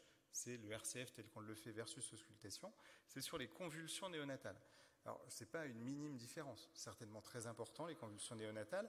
Et comme je vais défendre le pH, il faudra aussi défendre les biais de la littérature sur l'intérêt du rythme cardiaque fœtal. Il ne faut pas tout jeter dans ce que je dis. Mais appuyer tout un discours comme le fait Edwin sur le rythme cardiaque fœtal, c'est la solution. Bon, on n'est quand même pas sur des bases très solides. Par contre, et ça on le sait tous, augmentation notamment des césariennes pour anomalie du rythme cardiaque fœtal, sans qu'on améliore la santé des nouveau-nés à l'arrivée. Le rythme cardiaque fœtal, il a des valeurs prédictives très faibles, Bruno vous l'a dit. En sensibilité, on a tous entendu quand on était interne de gynéco, c'est proche de 100% parce qu'avec un rythme cardiaque fœtal normal, le bébé va bien. Donc ça, c'est en théorie, en cours. Le problème dans la vraie vie, quand on est en salle de naissance ou dans des environnements un peu plus compliqués, c'est qu'en fait, on ne travaille pas que sur des rythmes normaux, on travaille sur des rythmes à peine suspects ou subnormaux. Et en fait, on n'est pas capable d'affirmer en permanence que le fœtus va bien sur le rythme cardiaque fœtal. Donc il n'a pas une sensibilité finalement à 100%. Il y a une persistance d'acidose sur des défauts d'interprétation, sur des défauts d'évaluation, mais aussi sur des seuils d'action pas toujours adaptés. Ça, c'est très compliqué à évaluer dans la littérature, avec notamment des problèmes sur le délai de naissance. Gros problème du rythme cardiaque fœtal, c'est sa spécificité qui amène à avoir plein de suspicions de problèmes chez le fœtus, et du coup plein d'interventions. À la fin, je vous montrerai les résultats des Anglais, pour finalement très peu d'acidose à l'arrivée. Sur l'hypoxie, on est à 10% de spécificité, soit 90% de faux positifs. Donc ça, c'est pour toutes les anomalies. 30% pour les anomalies jugées sévères. Alors, sans rentrer dans les détails de quelle classification était utilisée. 0,2% de spécificité pour l'encéphalopathie, qui est notre objectif principal. Alors, notre collègue pédiatre lève les yeux au ciel, mais oui, c'est ça, c'est la réalité. Il n'y a pas d'autres chiffres dans la littérature que ça. L'interprétation du rythme cardiaque fœtal est-elle reproductible? Alors Bruno vous en a parlé. Il y a plusieurs papiers qui ont comparé notamment la classification ACOG, FIGO, NICE. Là, ils ont pris 27 cadors ou barons ou experts ou supermasters du rythme cardiaque fœtal sur 151 tracés, répartis en 3 catégories de niveau d'inquiétude. Le niveau de reproductibilité, il est très faible, il va de 33 à 81% au mieux sur les tracés intermédiaires. Sur les tracés les plus sévères, et là on parle d'experts qui sont tranquilles dans un bureau avec du café bien chaud qui vient d'arriver, on n'est pas en salle de naissance la nuit, avec les autres salles qui posent problème, reproductibilité intra-interobservateur inférieure à 50%. Et c'est les experts qui font les cours dans les masterclass là, c'est pas les étudiants. Le seul critère d'analyse qui est à peu près consensuel, vous l'avez vu Bruno, il vous l'a montré, c'est même pas sur la bradycardie, ça c'est même pas consensuel. Le seul critère d'analyse, mais ça je pense que nos externes y arrivent, c'est le rythme de base. Et encore, c'est à peu près consensuel, parce que c'est pas toujours si simple que ça d'être tous d'accord sur qu'est-ce que c'est le rythme de base, est-ce qu'il accélère, est-ce qu'il ralentit. Alors, moi, à titre personnel, là, je trouve que le bilan du rythme cardiaque fœtal est quand même assez mitigé. J'ai mis cette image-là, je pense qu'on a eu un outil à un moment donné, c'est comme quand on est excité à 16 ans, on nous prête une bagnole. Là, on a peut-être pris la route un petit peu rapidement pour arriver à un résultat pas transcendant. Je crois que c'est en Finlande que c'est arrivé ça. Alors, est-ce qu'on peut faire mieux ? Est-ce qu'on peut faire mieux ?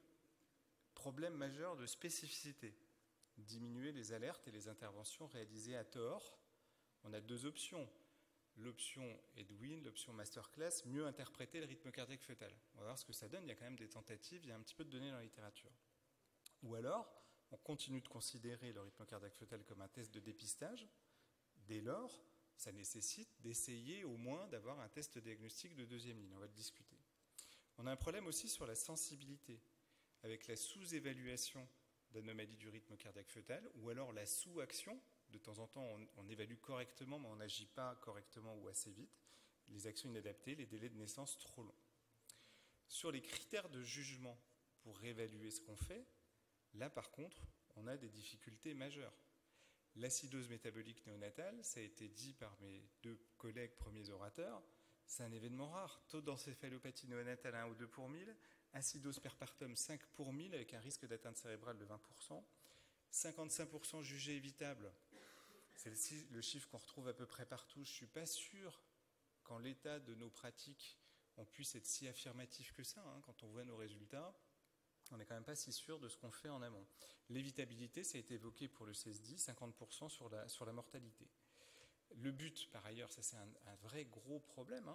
Le but, c'est qu'on est là pas pour détecter des acidoses, puis constater qu'on avait un bon diagnostic et que c'est une acidose à l'arrivée. On est là pour détecter des acidoses et agir avant l'acidose.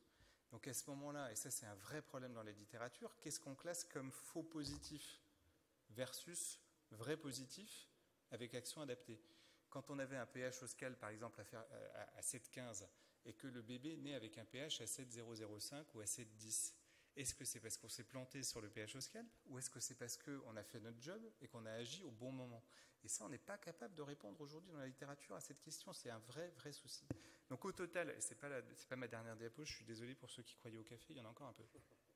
Au total, juste sur cette partie-là d'analyse de départ, c'est quasiment impossible d'observer un impact, en tout cas dans des essais randomisés, c'est quasiment impossible d'observer un impact sur les complications liées à l'acidose métabolique, en plus ou en moins. Une fois qu'on a dit ça, ça veut dire aussi que dans notre pratique courante, quand on est sur quelque chose de 1 à 2 pour 1000, et là je rejoins complètement ce que, je crois que c'est Bruno qui l'a dit, en fait vous pouvez arrêter de surveiller, vous pouvez aller prendre un café, le risque que vraiment vous soyez ce coup-là sur l'acidose est très très faible. Et donc vous pouvez complètement changer vos pratiques d'interprétation du rythme cardiaque fœtal, en être parfaitement autosatisfait, parce qu'à l'échelle même d'une grande maternité, pour voir une augmentation de l'impact des conséquences des acidoses, ça va vous prendre un temps certain, c'est quasiment impossible. Donc c'est hyper simple. Moi je fais assez peu de garde, donc je fais plus souvent le malin au staff le matin qu'en garde la nuit, mais j'en fais encore un petit peu. C'est très simple de faire le malin au staff le matin en disant bah là t'es con ou quoi, tu vois bien que le rythme il était catastrophique, il fallait agir, ou à contrario, t'es con ou quoi d'avoir agi, tu vois bien que le rythme n'était pas si cata, il est né à 7,20. Ça c'est très facile le lendemain, mais à chaud, bon, c'est un petit peu plus compliqué. Un critère qui serait plus facilement évaluable, c'est l'impact des différentes approches sur le taux d'intervention. Et on va voir qu'on manque de données aussi là-dessus. une limite majeure, c'est comment faire la part entre mauvaise performance du test diagnostique et des actions inadaptées. Alors là, les tenants d'Edwin Chandraharan vont me dire, sur le pH par exemple, si votre test il donne des résultats corrects, mais que c'est impossible d'avoir une action adaptée derrière, il faut arrêter le test. Ce n'est pas entendable de la part de quelqu'un qui fait des masterclass pour mieux éduquer au rythme cardiaque fœtal. Si on estime qu'il y a un problème sur la gestion des résultats de pH au scalp, pourquoi pas aussi essayer d'éduquer sur la gestion des pH au scalp et évaluer ce qui s'est passé après un pH au scalp sur lequel on n'a pas le résultat attendu. Ensuite, en termes de biais pour les examens de deuxième ligne, et là, on tombe toujours sur les mêmes discussions, hein, sur les remarques de Christophe, c'est oui, il faut mieux interpréter le rythme cardiaque fœtal pour mieux poser les indications d'examen de deuxième ligne. Je ne vais en aucun cas vous dire qu'il faut faire des pH au scalp à tout le monde.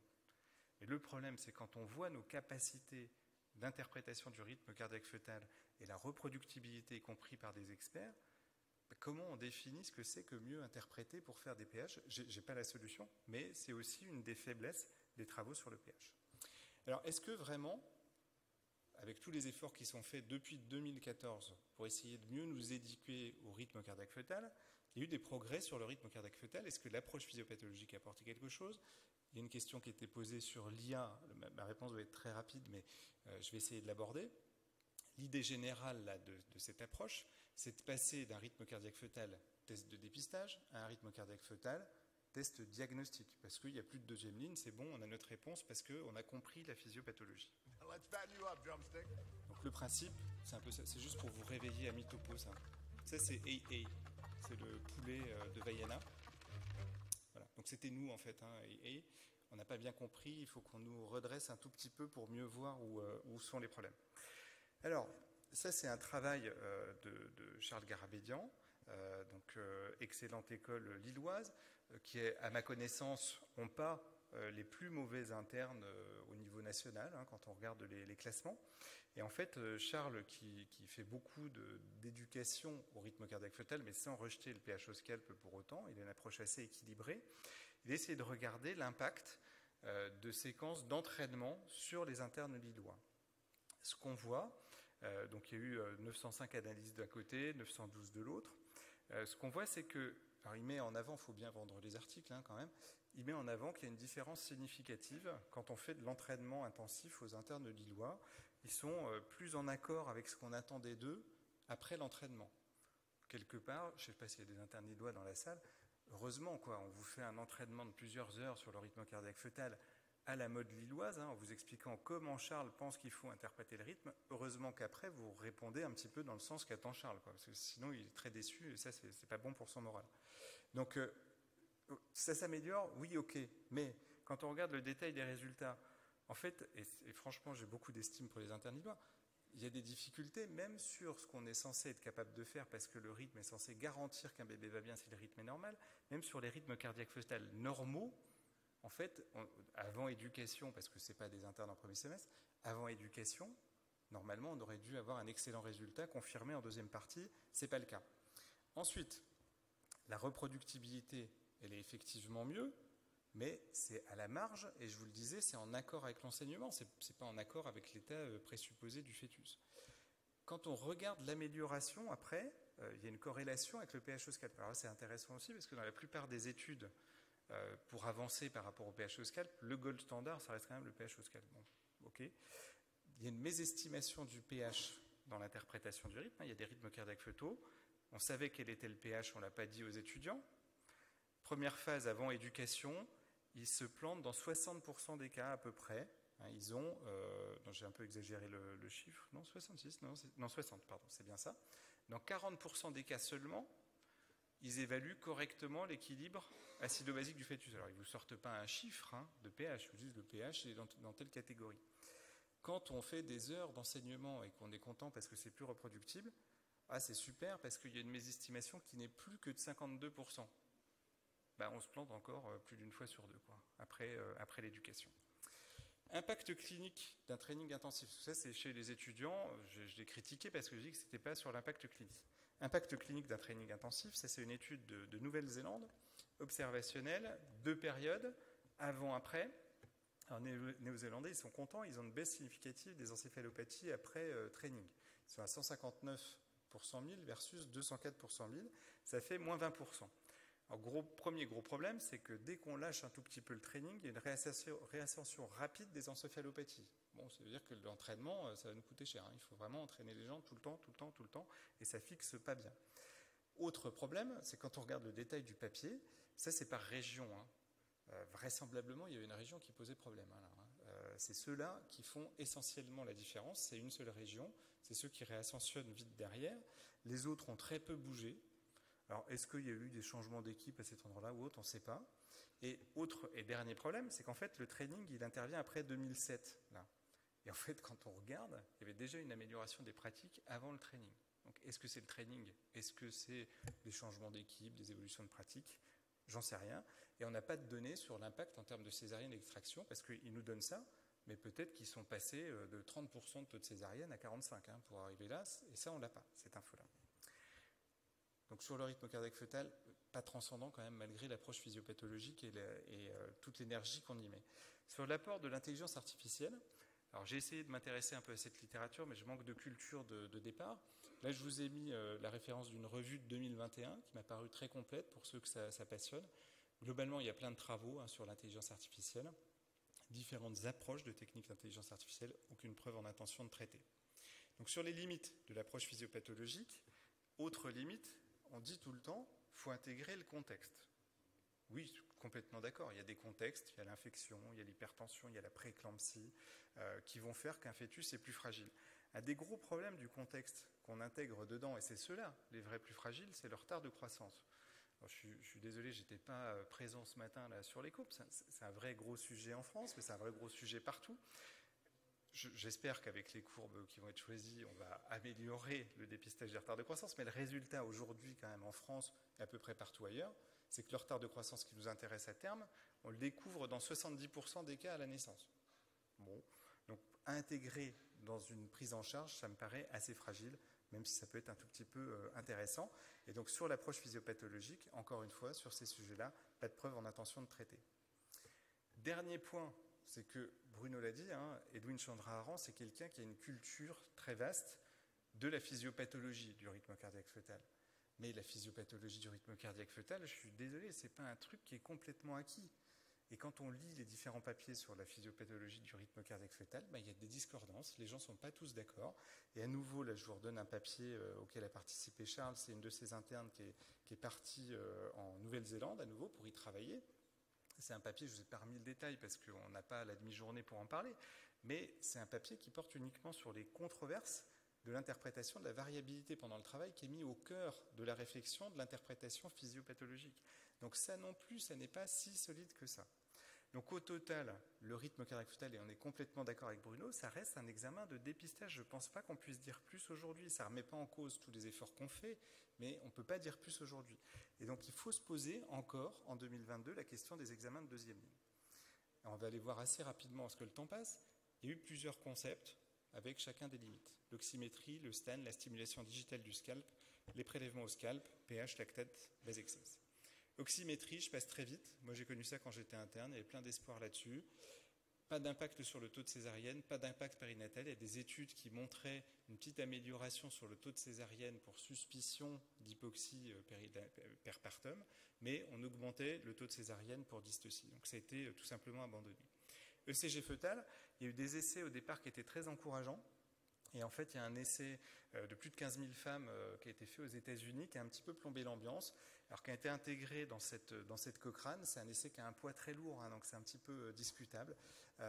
Au total, l'intérêt n'est non confirmé, avec un possible impact quand même de l'expérience des opérateurs et de la qualité de lecture du rythme cardiaque fœtal. Donc le scan pas si plié que ça. Il y a des questions qui restent ouvertes. Stimulation du scalp. Alors ça, c'est un truc un peu original. On retrouve nos deux un peu plus jeunes que moi, là, Paul et Charles, qui ont eu beaucoup d'espoir sur le fait d'aller titiller le scalp du fœtus en cours de travail. L'idée, c'est si vous titillez le scalp du fœtus et qu'il va bien, c'est une idée. Normalement, il doit réagir, il doit accélérer derrière. Donc ça, c'était une étude observationnelle, pleine d'espoir. Bon, ils sont déçus tous les deux, c'est pour ça qu'ils ne sont pas venus aujourd'hui en partie. En fait, il y a une étude randomisée qui n'a pas confirmé du tout ces résultats. Donc ça, si ça vous amuse, vous pouvez, mais elle n'est pas trop loin parce que vraisemblablement, ça ne marche pas très bien. Alors on revient au prélèvement au scalp fœtal. Ça c'est Saling. Ok, le look est un peu has-been. Hein. Je ne sais pas de quand date cette photo. On était en Allemagne en plus. Bon, ça n'a jamais été le pays d'élégance, mais c'est pas pour ça qu'on parle de Saling. Recommandation du collège en 2007. Parmi vous, certains y ont participé. pH au scalp, méthode de deuxième ligne de référence avec une alternative, les lactates au scalp. C'est proposé depuis 1962. Alors c'est sûr, quand on parle d'un truc depuis 1962 en médecine, ça participe au côté has-been. Au départ, et ça c'est un vrai problème, c'était une alternative à l'auscultation intermittente. Et ensuite ça a glissé dans la pratique, mais comme on a glissé dans la pratique sur le rythme cardiaque fœtal, sans niveau de preuve, ça a glissé en examen de deuxième ligne sur le rythme continu. Un point qui est intéressant d'emblée, on va voir, qui est retrouvé dans des études beaucoup plus récentes, on a un problème de spécificité avec le rythme cardiaque fœtal. Avec cette deuxième ligne, on a 90% de spécificité. Il n'y a que 2 essais randomisés sur le pH au scalp. Il n'y a que 2 essais randomisés dans la façon dont on l'utilise, c'est-à-dire où on a des données pH en plus du rythme versus rythme seul. Parce que les autres données, c'est souvent sur l'auscultation intermittente. Cet essai-là, il est vieux, 79. 690 femmes, il n'y avait pas la même rigueur méthodologique, calcul d'effectifs et tout ça. Il n'y a pas de différence d'un point de vue statistique, mais on en est très proche quand on regarde les résultats dans le détail. Et en fait, avec le pH plus rythme cardiaque fœtal, c'est cette colonne-là, vous voyez que vous baissez le taux global de césarienne, on est à 8 versus 11% sur le rythme tout seul, et vous êtes à 3% de césarienne pour suspicion d'acidose versus 7%. Il y a eu une tentative d'essai, à nouveau, qui excitait pas mal Paul, le truc Flamingo, puis je pense que Flamingo, ça l'excitait un peu aussi comme nom. Alors Flamingo, ça a un peu foiré. L'échantillon prévu, 600 femmes. À l'arrivée, là, les Néo-Zélandais, ils ont été au taquet, ils en ont inclus 123. Ok, super, pas de réponse. Merci. L'essai Flamingo, on ne peut rien en faire de plus. Est-ce qu'il y avait un problème d'équipeuse? Ce problème d'équipeuse, c'est quand l'équipe adhère pas. Est-ce que cet essai-là, il n'a pas été fait dans des endroits où ça faisait des années qu'ils entendaient de l'anti-pH? Je ne sais pas. Mais en tout cas, on n'a pas de réponse. Dans les autres éléments qui sont cités dans cette revue de la FIGO, assez récente, il y a quand même des éléments comparatifs indirects sur le pH. Comparaison notamment de 6 essais randomisés, c'était auscultation versus RCF, avec 3 essais randomisés, auscultation versus RCF plus pH. Alors c'est indirect, je suis d'accord, c'est pas parfait, mais quand c'était uniquement le RCF sans pH, vous aviez 3 fois plus de césarienne.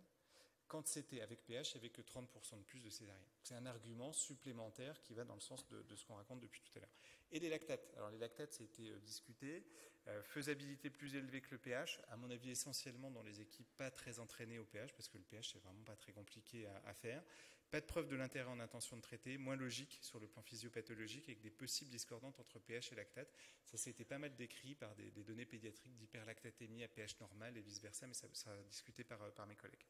Alors finalement, on va revenir aux critiques de Chandra-Aran, parce que moi j'ai repris ces différents papiers, j'avoue que ça m'énerve un peu, j'ai repris les différentes étapes de ces papiers pour voir comment on pouvait répondre point à point. Manque de preuve de l'intérêt des pH ou des lactates. Ok, sauf que taux d'acidose métabolique, il n'y a aucune étude dimensionnée pour évaluer ce point-là. Sur le taux d'intervention, idem. Sur l'absence de preuve, et à l'arrivée, l'absence de preuve de l'effet ne veut pas dire preuve de l'absence d'effet. Donc je pense qu'on n'a pas d'argument pour attaquer aussi fort qu'il le fait.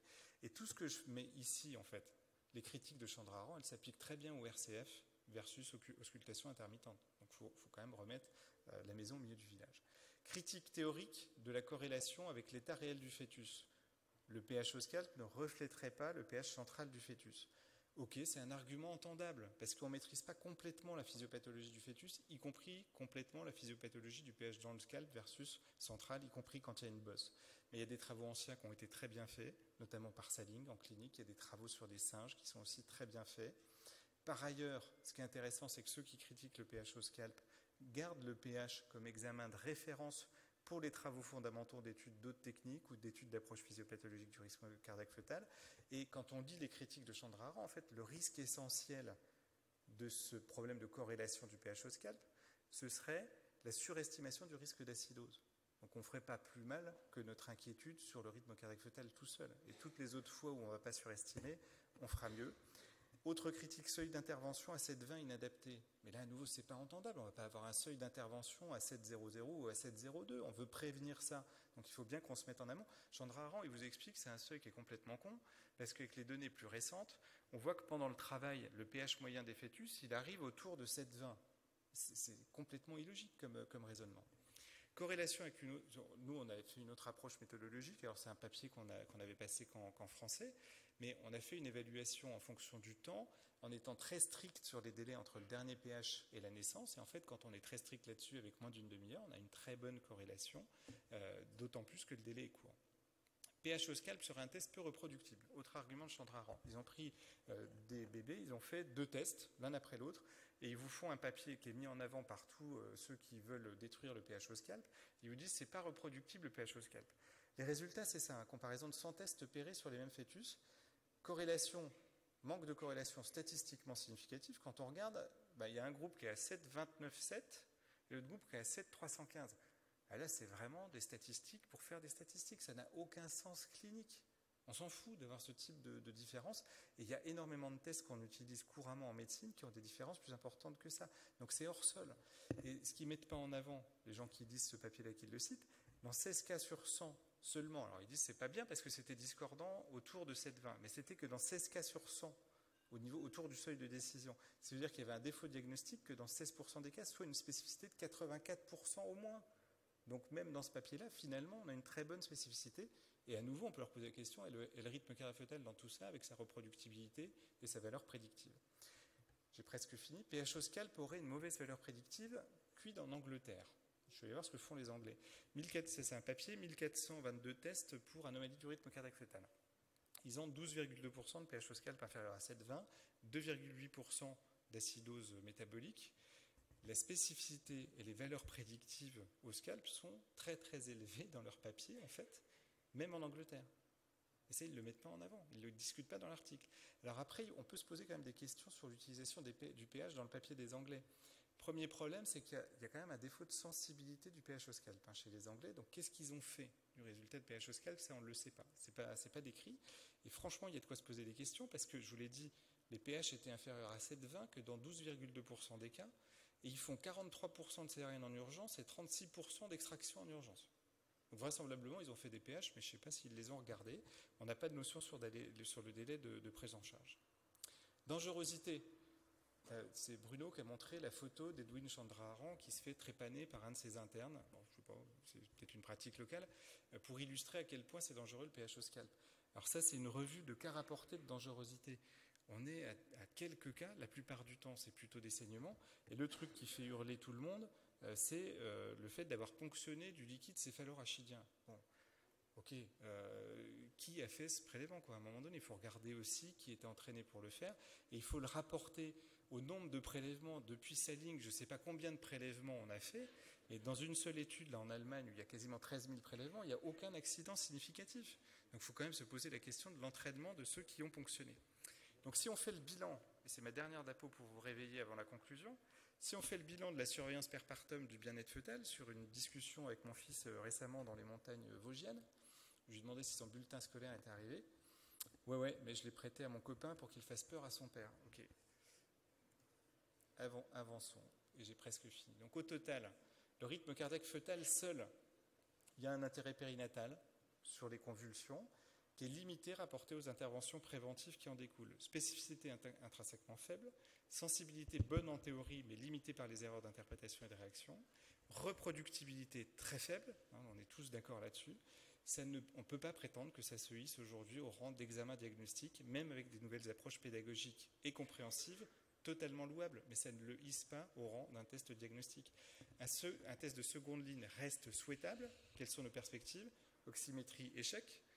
Le STAN, échec, mais c'est un peu moins franc, j'ai discuté. Prélèvement au scalp, c'est quand même l'approche la plus proche de la physiologie, c'est ça qu'on cherche à aller voir, même si ce n'est pas parfait. Une part très significative des attaques formulées par Chandra Aran sont très discutables. L'abandon pur et simple, de mon point de vue, il n'est pas plus justifié aujourd'hui que d'abandonner le rythme cardiaque fœtal en continu, quand on regarde ses performances et ses conséquences. Et c'est malheureusement, 60 ans après, une méthode qui reste à évaluer en intégrant plein de choses. Les limites de l'examen de première ligne, le rythme cardiaque fœtal, la formation au geste, la qualité de la réaction au résultat. Et je pense que c'est, au lieu de faire des polémiques comme depuis 2014, on ferait mieux de continuer à travailler ensemble parce qu'il y a énormément de boulot ensemble. Si on veut sortir de ces situations que vous connaissez tous, hein, la sage-femme qui vous appelle parce que le tracé est moche et qu'elle ne le sent pas, elle n'a peut-être pas fait la masterclass. Hein. Celle-là, on est à Nancy. Bon. Et notre interne nancéen qui est tranquille et qui lui dit juste « détends-toi, ça va, moi ça ne m'inquiète pas ». Et le pire, c'est que dans la vraie vie, lui, il a très peu de chance finalement de se taper une conséquence d'acidose métabolique, hein, on l'a vu. Autre situation que vous connaissez tous, hein, RCF, césarienne queue de rouge, anesthésie générale avec l'anesthésiste qui gueule, qui est en transe, Apgardis 10, pH 728, bah oui, c'est la vraie vie dans les maternités. Merci beaucoup, et je vous mets juste une petite pub pour la SFMP à Lille.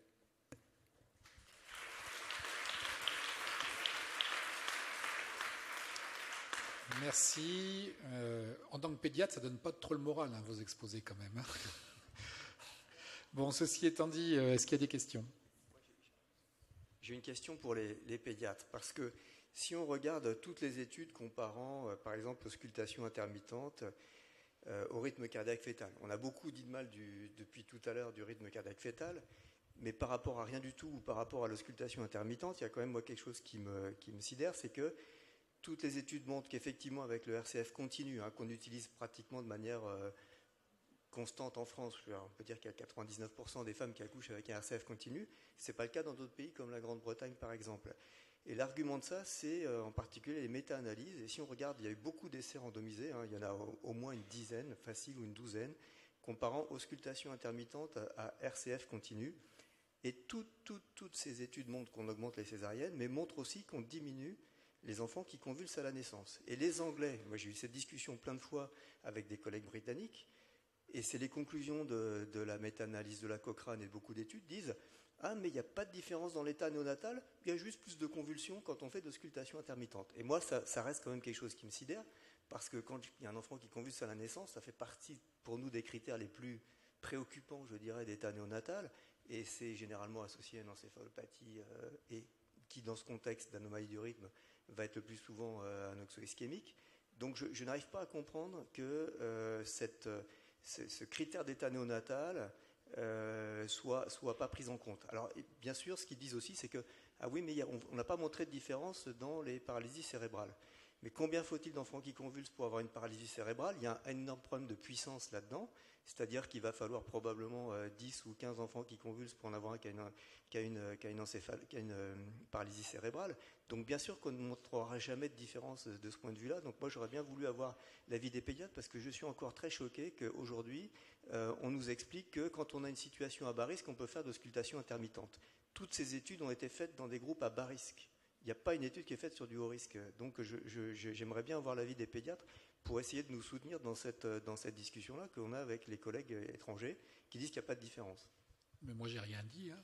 Non, mais j'aimerais avoir. Ce que je veux dire, c'est que cet argument en fait de convulsion néonatale, moi, je l'ai effectivement lu et c'est un argument qui est quand même assez fort.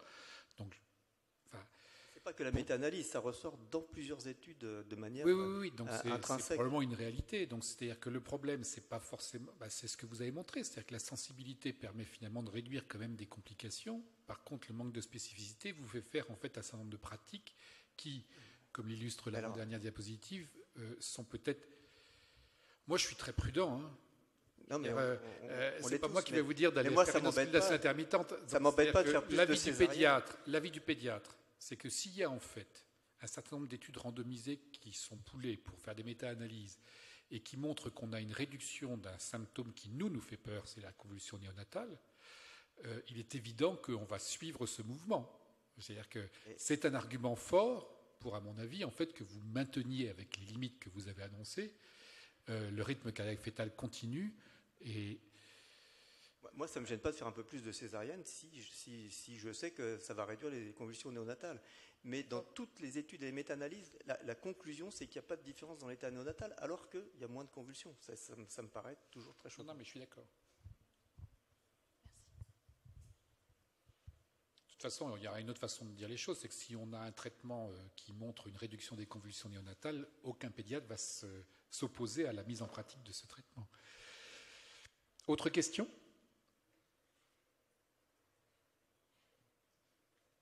Oui.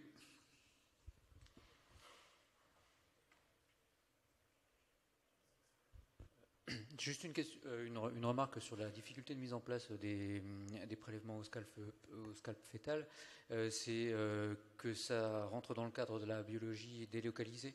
Et on a des problèmes avec nos biologistes pour certifier les résultats parce que c'est pas eux qui font les prélèvements et puis finalement ils sont quand même obligés de faire de la certification et de rendre des résultats là-dessus. Et ça c'est un obstacle en plus du coût du matériel. Avec les lactates on était quand même beaucoup moins cher qu'avec les grosses machines à pH. Voilà, donc il y a des difficultés quand même pour les mettre en pratique dans les centres, dans les maternités qui pour l'instant fonctionnent sans. Alors Arnaud, c'est plus un constat qu'une question en fait. J'ai pas vraiment de réponse à ça. J'ai d'autant moins de réponse à ça qu'avec malgré tous les arguments que je vous ai avancés pour défendre ce qui à mon avis reste un intérêt fort du pH au scalp, mais avec une méthodologie qui en fait n'a pas été adaptée jusque-là pour vraiment l'évaluer, et qui repose aussi sur un test de première ligne qui est très faible, sur tous les arguments qu'on a vus. Aujourd'hui, si tu as un directeur d'hôpital qui est un peu près de ses sous et qui te demande le niveau de preuve pour le faire, ça va être compliqué, et il faut profiter du fait qu'il y a encore les recos de 2007 pour s'appuyer là-dessus pour le faire. Mais en pratique, normalement, tu peux avoir une machine délocalisée. Maintenant, il y a des machines délocalisées avec des validations à distance, en fait, par le biologiste. J'ai cru comprendre qu'il y a une partie du motif de non-installation qui était lié aux biologistes qui ne voulaient pas assumer les résultats des tests faits par les obstétriciens. Il y a des normes actuellement de biologie qui sont extrêmement strictes, c'est la norme ISO 3000 ou je ne sais plus combien, mais aujourd'hui qui permet totalement de mettre en place une biologie délocalisée avec les prélèvements faits par les obstétriciens ou les sages-femmes et qui rentrent dans les cadres de la certification biologique. Si tes biologistes veulent se rapprocher de Michel Vaubourdol à l'hôpital Saint-Antoine, et je ne me souviens plus du nom de la PH qui s'est occupée de ça, ils avaient publié sur le sujet et c'est complètement faisable. Il n'y a aucun obstacle, j'allais dire, de certification de ce point de vue-là biologique. Peut-être une toute dernière question avant la pause pour qu'on essaie de reprendre à l'heure à 4h30. Oui, non, c'est à propos du RCF. Il y a une étude qui est très intéressante, mais je ne sais pas si elle existe, c'est le RCF versus rien du tout. Et là, on verrait qu'il y a une énorme différence dans l'état des enfants. On compare toujours par rapport à l'auscultation intermittente. Alors, je ne sais pas si vous en avez fait de l'auscultation intermittente, mais c'est super pénible, c'est super dur. On perd le bruit du cœur pendant la contraction. Chez les grosses, on n'entend rien. Il faut se lever tout le temps. Il faut tout le temps aller voir la dame. On peut le faire toutes les demi-heures, parce qu'elle en mettra un peu de temps à trouver la bradycardie ou à de la contraction. C'est une pratique qui demande un entraînement important et qui est très difficile à faire. Le RCF en continu, c'est une amélioration considérable de la vie des gens qui surveillent les accouchements. Et par contre, la comparaison RCF versus rien du tout, alors elle est très très à l'avantage du RCF en continu. J'ai pas vu passer ça dans les... Merci. On passe à la pause ? Oui, merci beaucoup. Merci beaucoup. On passe à la pause. On reprend à 16h30 précise. Merci.